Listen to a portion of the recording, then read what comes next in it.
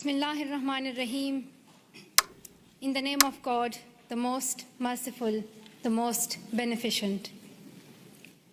Good afternoon, bonjour, assalamu alaikum, bakhair raghdai. Every 12th July is a UN observance called Malala Day. The day is based upon the life and struggles of Malala Yousafzai of Pakistan, who advocates for equal access to education for women. The man who attacked Parliament Hill called himself a Muslim, but he did not share my faith.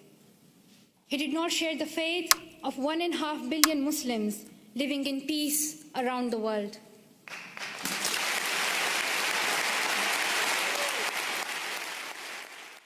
For her efforts toward promoting women's education in Pakistan, in October of 2012, she was attacked and left in critical condition by the Taliban.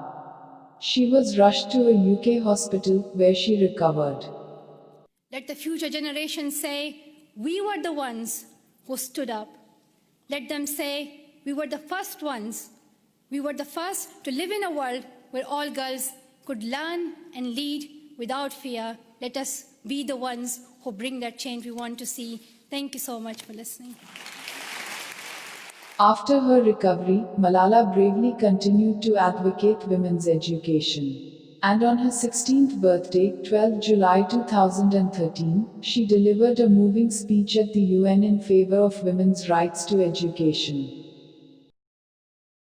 She also founded the Malala Fund to help young girls have access to education. Malala Day is a time to remember the story of Malala Yousafzai and to stand up for women's rights to education the world over.